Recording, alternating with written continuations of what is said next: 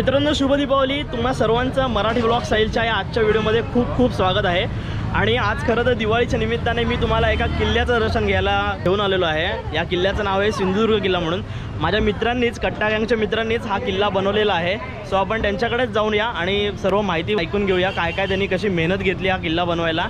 खूप मेहनत घेऊन त्यांनी हा सिंधुदुर्ग किल्ला बनवलेला आहे खास दिवाळीसाठी। तर तुम्ही माहिती सांगा त्याच्याबद्दल, कसा तुम्ही बनवलात? साधारण एक 7 ते 8 दिवसापासून सगळ्या आमच्या मित्रमंडळींनी किल्ला बनवायला सुरुवात केली।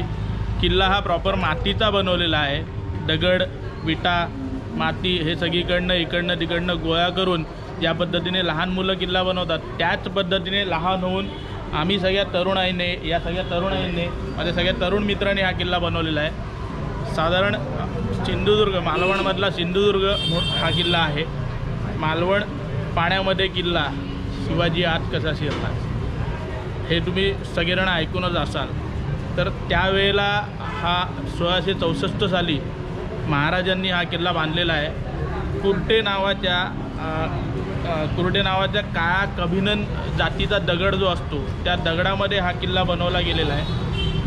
आणि या किल्ल्यावरचं एक वैशिष्ट्य म्हणजे या किल्ल्याच्या चारही बाजूला हे खारं पाणी आहे आणि त्या किल्ल्याच्या आतमध्ये 3 गोड्या पाण्याच्या विहिरी आहेत। हे या किल्ल्याचं वैशिष्ट्य आहे। त्यानंतर 227 फुटाचा एक उंच भगवा ध्वजस्तंभ या किल्ल्यावरती आहे। त्याचप्रमाणे शिवाजी महाराजांच्या पुत्राने म्हणजे राजाराम महाराजांनी शिवाजी महाराजांचं मंदिर शंकर रूपात हे शिवाजी महाराजांचं मंदिर या किल्ल्यावरती बांधलेलं आहे। या किल्ल्याचं वैशिष्ट्य सांगायचं झालं तर या किल्ल्याला 22 बुरुज आहेत। या किल्ल्याची उंची ही समुद्र सपाटीपासून ही 200 फूट आहे। समुद्राच्या तळापासून ही 200 फूट उंची आहे। तटाची उंची ही 12 फूट आहे। साधारण हा 47 एकरामध्ये हा किल्ला वसवलेला आहे। त्याच्यामध्ये 500 खंडी शिसे वापरले गेलेलं आहे।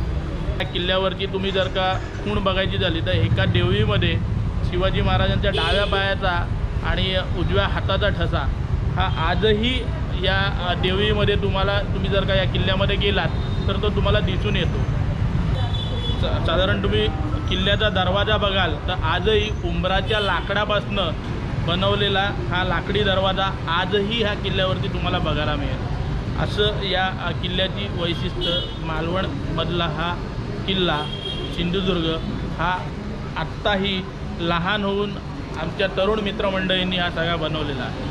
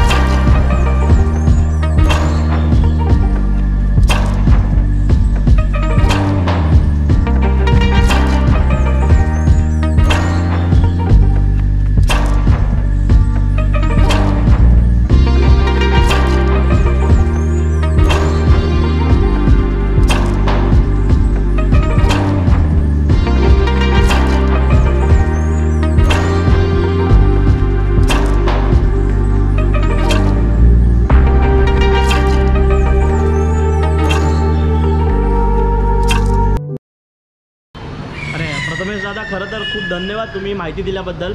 आणि मित्रांनो, दिवाळीनिमित्त तुम्हाला एक खरोखर एक खूप चांगली खबर मी तुम्हाला सांगणार आहे. या लॉकडाऊननंतर सिंधुदुर्ग जिल्ह्यातील सिंधुदुर्ग किल्ला हा खरं तर आता पर्यटकांसाठी खुला झालेला आहे. त्यामुळे तुम्ही नक्की या किल्ल्याला सुद्धा व्हिजिट द्या. आणि सोबतच जर तुम्ही पनवेलमध्ये येणार असाल तर विरूपाक्ष मंदिर, हे माझ्या पाठचं मंदिर जे तुम्ही पाहताय, हेच त्याचं लँडमार्क आहे. तुम्ही दिवाळीनिमित्त या येणाऱ्या 3 दिवसात नक्की या किल्ल्याला व्हिजिट द्या.